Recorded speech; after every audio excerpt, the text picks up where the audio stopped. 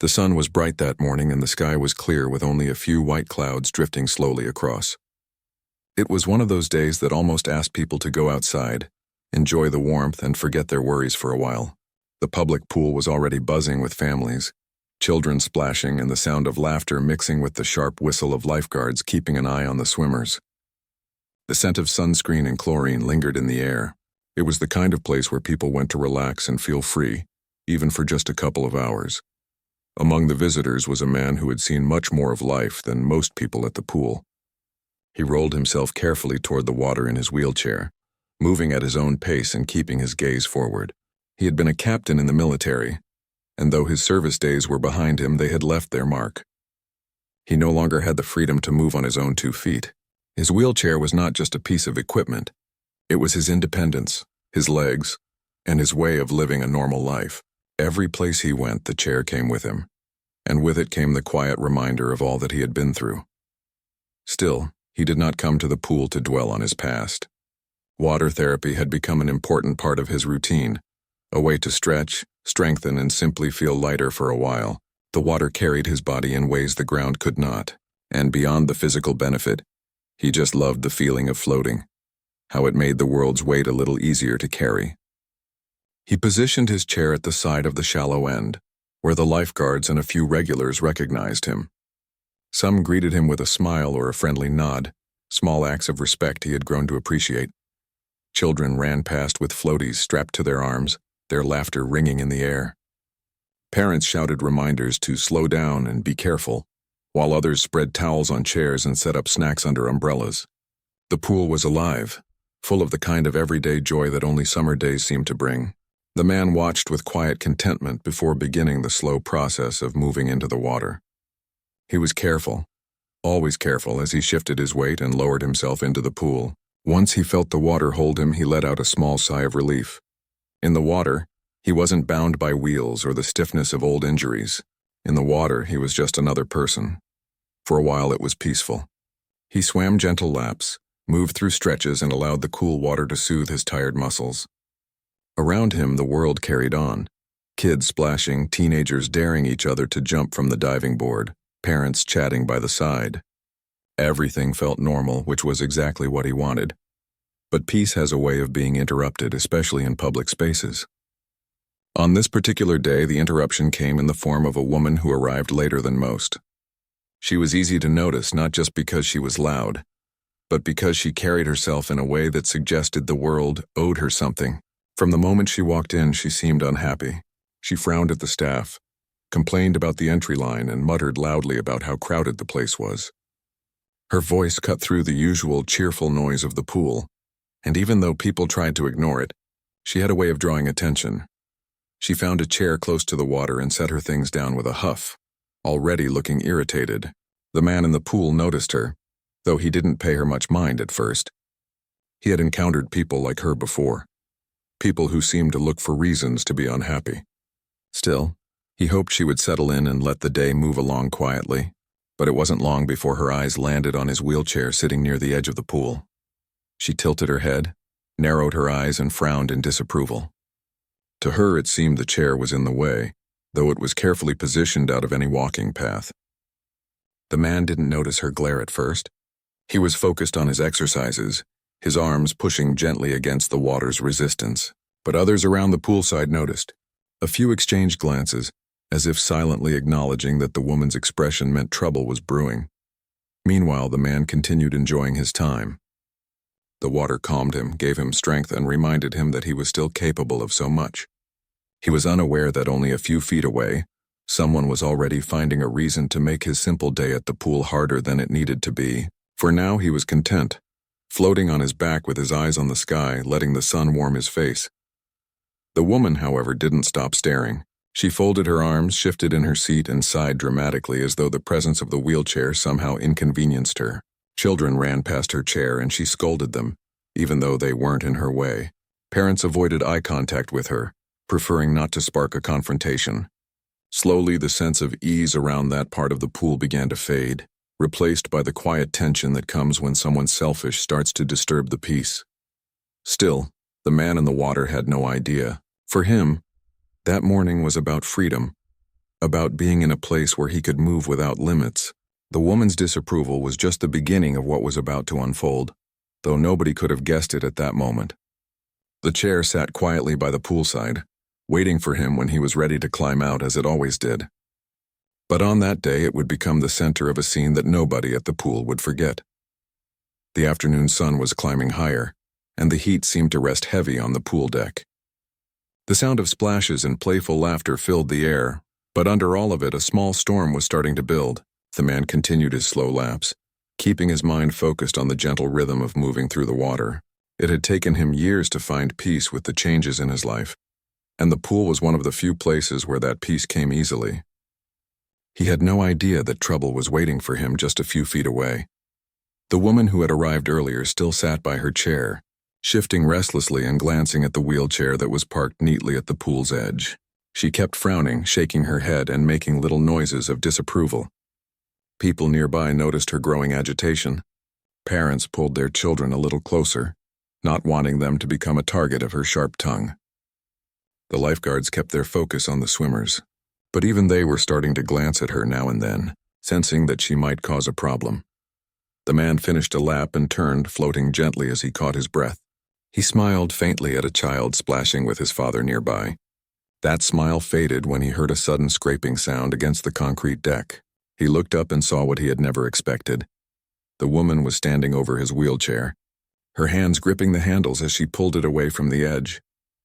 For a moment, he thought maybe she was moving it to make space for someone else, but the way she held herself, the way she sat down in it so casually, told him otherwise. She leaned back as though she had earned the right to use it, sighing dramatically like it was her own. His chest tightened. That chair wasn't just an object. It was his freedom, his way of living life outside the water. Without it, he was stranded. People around them gasped quietly. A man sitting a few chairs away lowered his sunglasses, staring in disbelief. A mother pulled her children closer to her, whispering something quickly. But nobody stepped in just yet. They were shocked, waiting to see what would happen next. The man in the pool raised his voice, calm but firm. "Excuse me. That's my chair." The woman didn't move. Instead, she crossed her arms and looked down at him with a smug expression. "Well, it's sitting here doing nothing. I've been standing all morning, and I need it more than you do right now."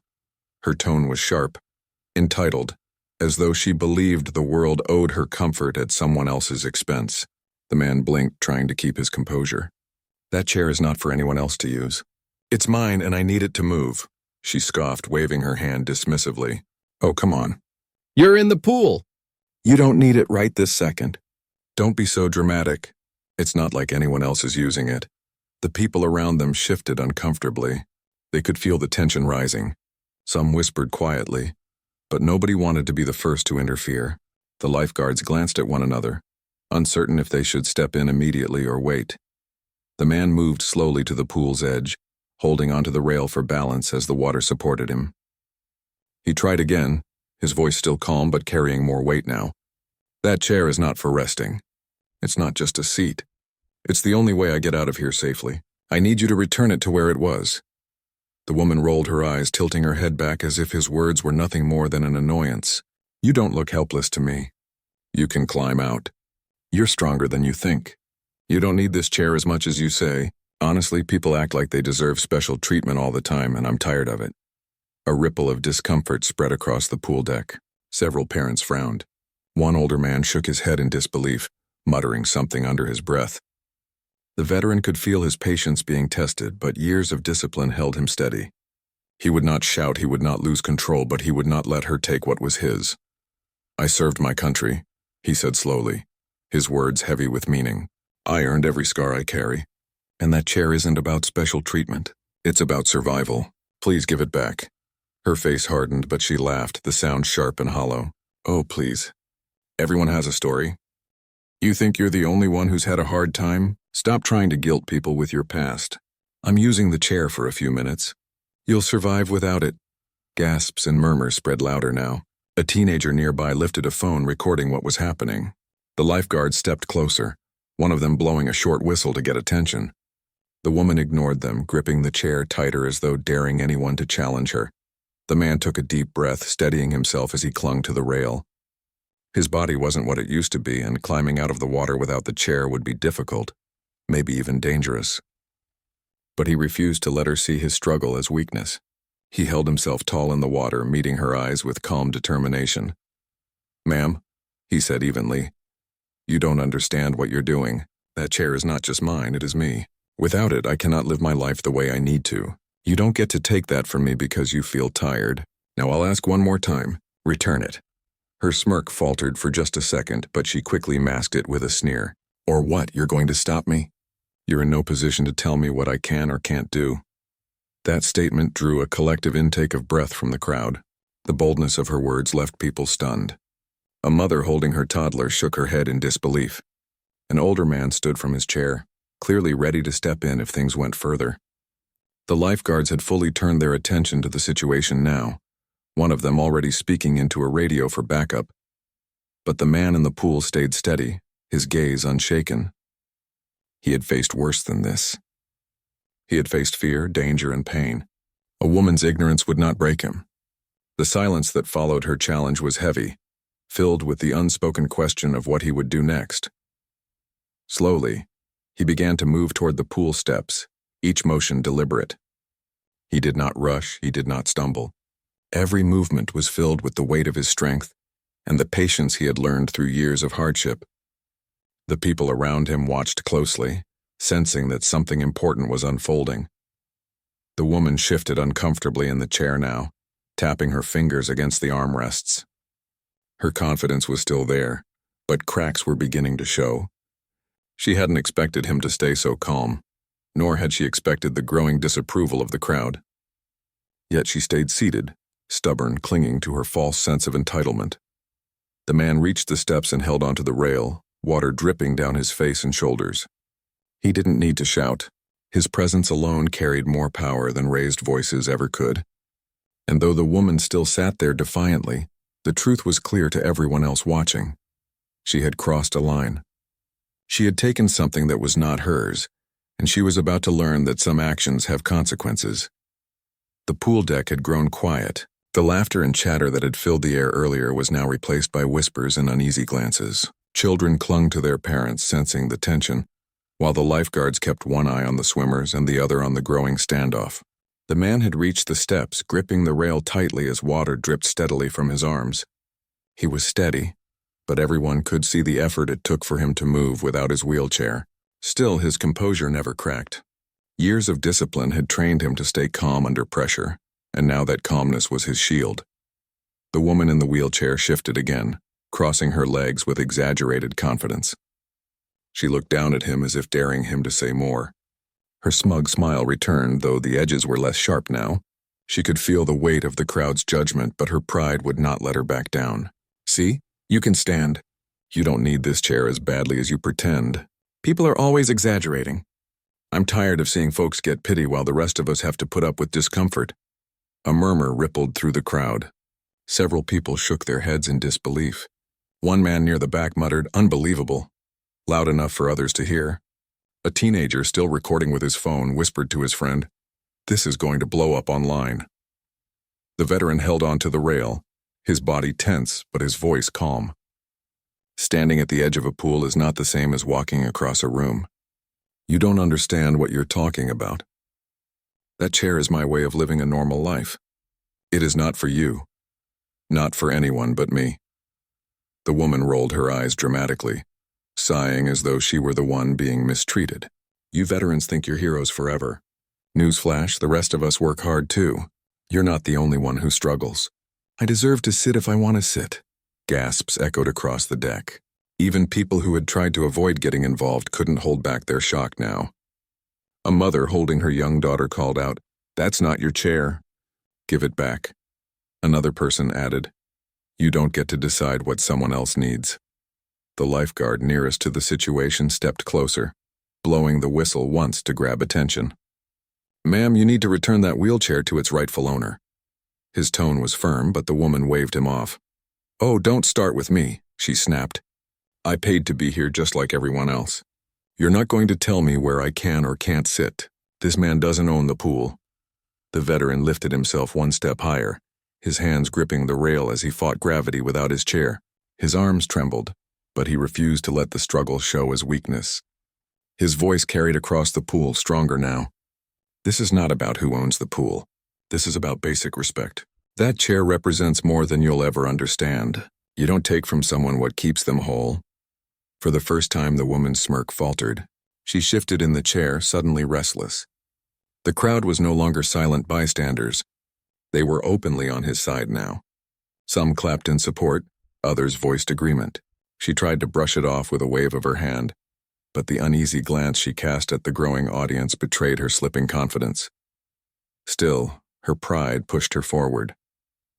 You know what? Maybe you just like people staring at you.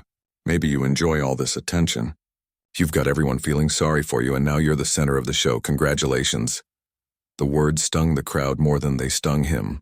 People shook their heads, some booed softly, others muttered angrily. The teenager with the phone called out, "Lady, just stop. You're embarrassing yourself." The veteran took another step upward, water running down his back, his expression calm but his eyes sharp. I didn't ask for attention. I didn't ask for pity. All I want is my chair back so I can leave this pool the same way I entered. That's not too much to ask. The woman opened her mouth to respond, but a man from the audience beat her to it. He's right. Give it back. Another voice joined in. Stop being selfish.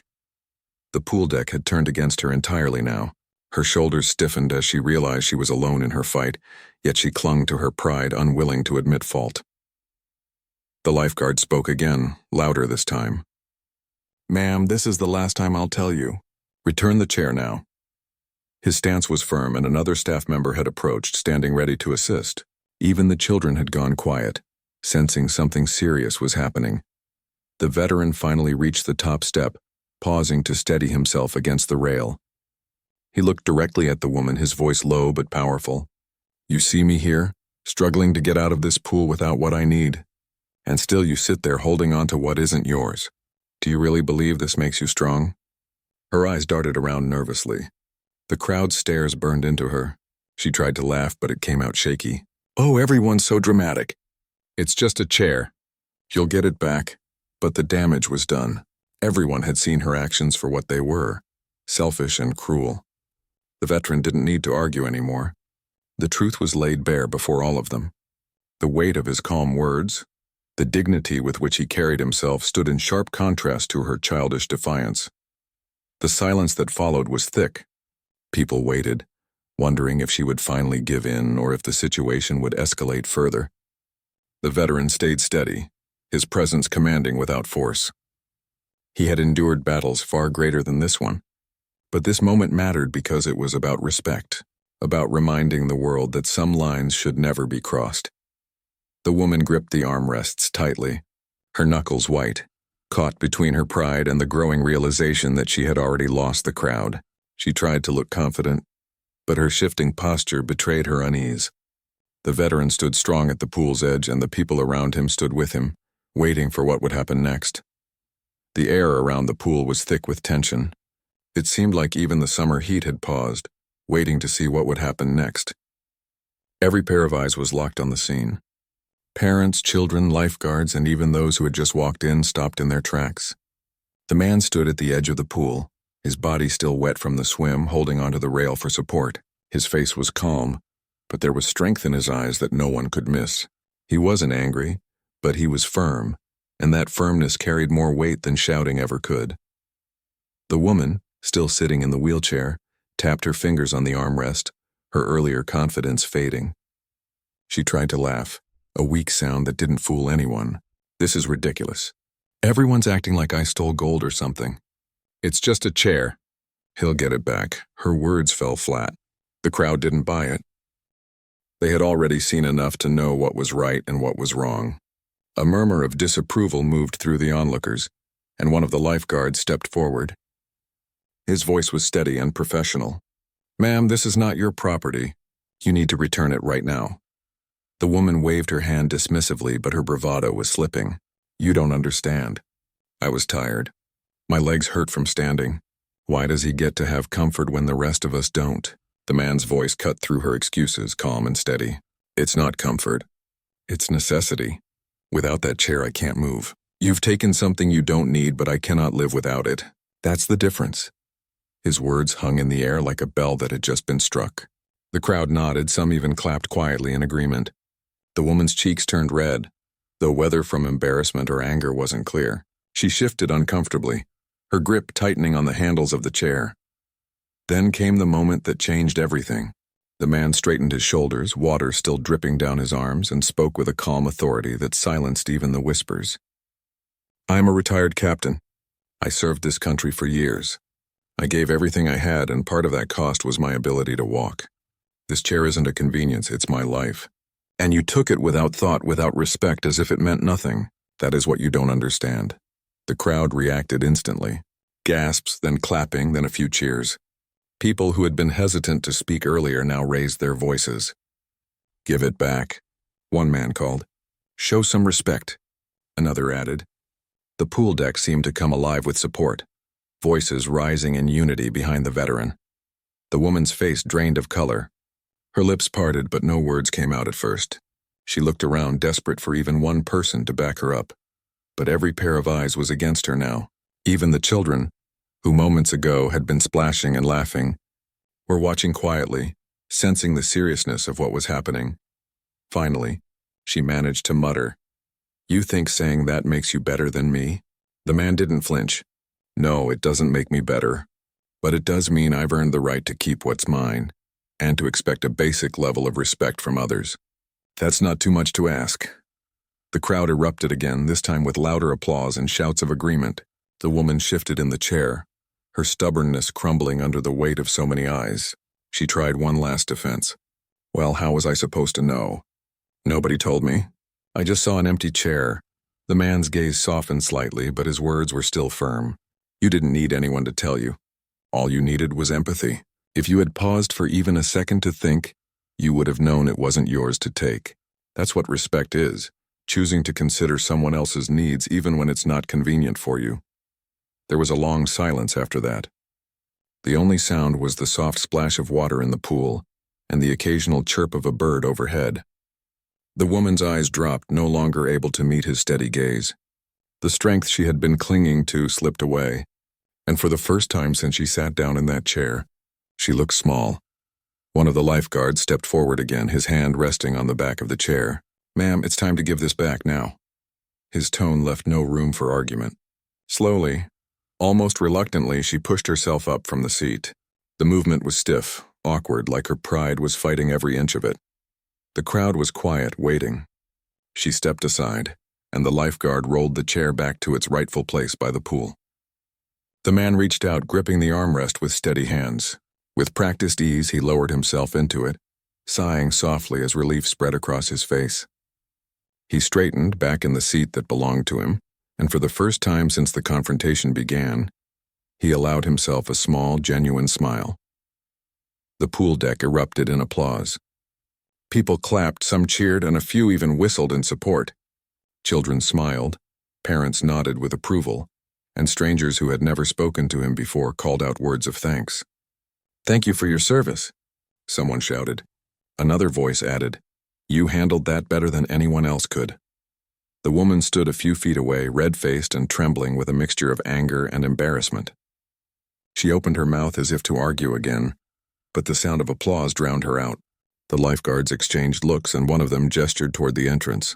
"Ma'am, I think it's best you leave now." She froze, her face twisting with frustration. "You can't kick me out. I paid to be here." But the other lifeguard stepped in, his voice even firmer. "You disrupted the peace of this place, disrespected another guest, and refused to listen to repeated warnings. You're done for today. Please gather your things." The crowd didn't cheer this time. They just watched silently, their disapproval heavy in the air. The woman huffed, snatched up her bag, and stormed toward the gate. Her footsteps echoed on the concrete, but not a single person followed her with sympathy. The pool was united in its silence, letting her walk away with nothing but the weight of her own choices. Once she was gone, the atmosphere began to shift. The heavy tension slowly lifted, replaced by a sense of pride and unity. People turned back to the man, some offering handshakes, others simply giving a respectful nod. Children looked up at him with wide eyes, as if they were seeing a real-life hero standing among them. The man simply adjusted himself in his chair, his calm smile never fading. He didn't bask in the applause, nor did he seek to make anyone feel guilty. He was simply relieved to have his independence back, to be able to move freely once more. Yet deep down he knew something more had happened that day. It wasn't just about a chair being taken and returned. It was about reminding people, every single person there, that respect, empathy, and dignity are not luxuries. They are necessities, just like his chair. As the pool returned to life with children splashing again and parents chatting, the man wheeled himself to a quieter corner. He sat for a moment watching the ripples on the water, reflecting on how quickly peace could be disturbed and how important it was to stand firm when it mattered. He hadn't wanted a scene, but perhaps the lesson carried in it was one that everyone there needed to witness.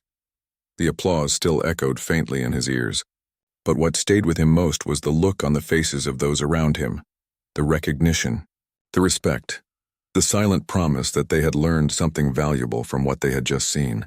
And that was enough.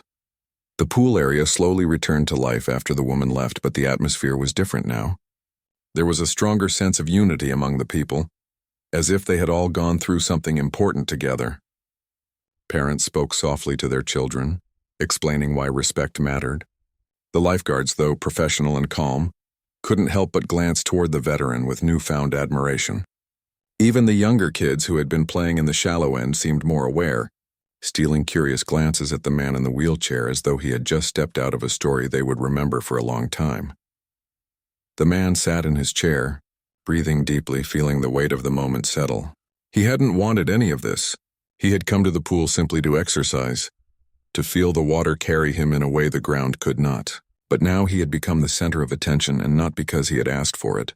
It had been forced upon him, and he had responded the only way he knew how, with calm, with dignity, with truth.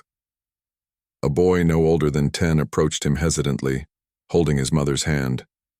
His eyes were wide with curiosity but filled with respect. "Mister, are you really a captain?" the boy asked softly. The man smiled gently and nodded. "I was, a long time ago." The boy's mother gave the veteran a grateful look and squeezed her son's shoulder. "Say thank you," she whispered. "Thank you," the boy said, his voice small but sincere. "You're welcome," the man replied, his voice warm. "Remember, being strong isn't about taking from others. It's about helping even when it's hard," the boy nodded, his young mind turning those words into something he would carry for years. As the boy walked back with his mother, another person stepped forward, an older gentleman who had been sitting quietly during the entire ordeal. He extended his hand. "Captain, you handled that better than anyone could." "I've seen a lot in my time, but the patience and grace you showed just now, well, that's something to admire." The veteran shook his hand, nodding humbly. "Thank you. I just wanted my chair back. That's all."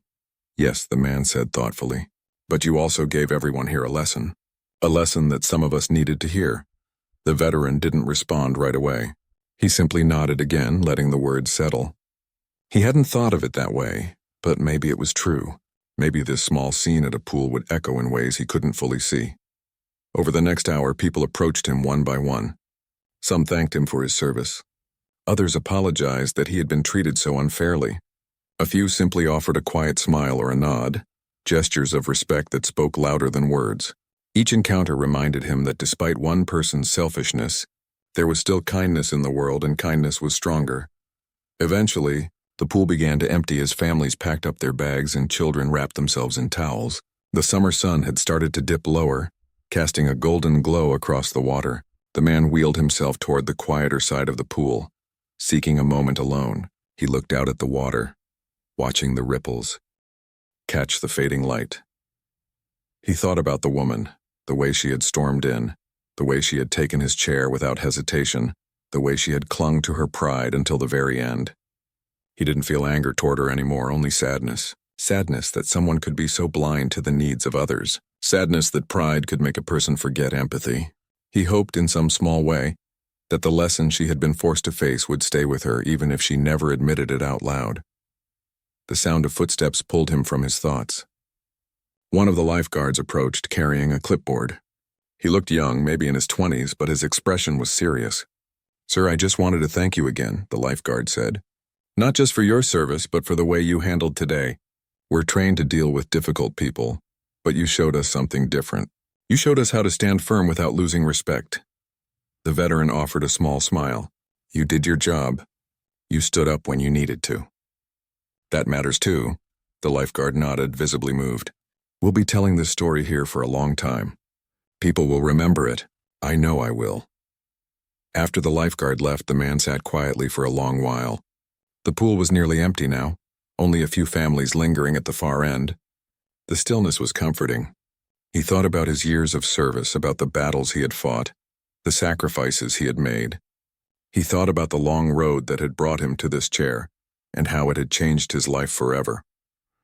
But more than that, he thought about the importance of dignity, his own and that of others. Finally, as the sun dipped lower and the air cooled, he wheeled himself toward the exit. The path was lined with a few people still packing up their things. They smiled and nodded as he passed, a silent show of respect. Some clapped softly. Others simply watched with thoughtful expressions. He didn't need the attention, but he accepted their kindness with grace. At the gate, he paused for a moment, looking back at the pool. It was quiet now, the water reflecting the colors of the evening sky.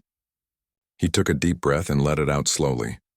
Today had not gone the way he expected, but maybe it had gone the way it needed to. As he wheeled away, he thought about the lesson hidden in the day's events. People often thought strength was about power, about being louder, tougher, more forceful. But real strength wasn't about taking. It was about holding steady, about staying true to your values even when challenged. Real strength was calm, steady, and patient. It was the kind of strength that couldn't be shaken by arrogance or entitlement. And that was what everyone at the pool had witnessed. Not a fight, not a scene, but an example of strength that came from dignity. They had seen the difference between entitlement and honor, between selfishness and respect. And even if they didn't realize it in the moment, those lessons would stay with them. The man wheeled himself home, the evening air cool against his skin. He didn't feel like a hero, though others might have seen him as one. He felt simply like a man who had protected what was his, who had stood up not with fists or anger, but with truth. And that to him was enough. Later that night, as he sat by his window and watched the stars appear one by one, he thought again about the boy who had asked him if he was really a captain. That boy's wide eyes and curious voice stayed with him. Perhaps he thought that moment would inspire the boy to grow up with respect, with empathy, with a clearer understanding of what it meant to honor others. If even one child had learned that lesson, then the events of the day had been worth it. The world would go on, with its noise and its chaos, with people who were kind and people who were selfish. But he knew now that the ripple from that one afternoon at the pool would spread wider than he could see. And as he closed his eyes and let the day fade away, he felt at peace knowing that sometimes, simply standing firm with dignity could change more than one person's day. It could change hearts. The pool area slowly returned to life after the woman left, but the atmosphere was different now. There was a stronger sense of unity among the people, as if they had all gone through something important together. Parents spoke softly to their children, explaining why respect mattered. The lifeguards, though professional and calm, couldn't help but glance toward the veteran with newfound admiration. Even the younger kids who had been playing in the shallow end seemed more aware, stealing curious glances at the man in the wheelchair as though he had just stepped out of a story they would remember for a long time. The man sat in his chair, breathing deeply, feeling the weight of the moment settle. He hadn't wanted any of this.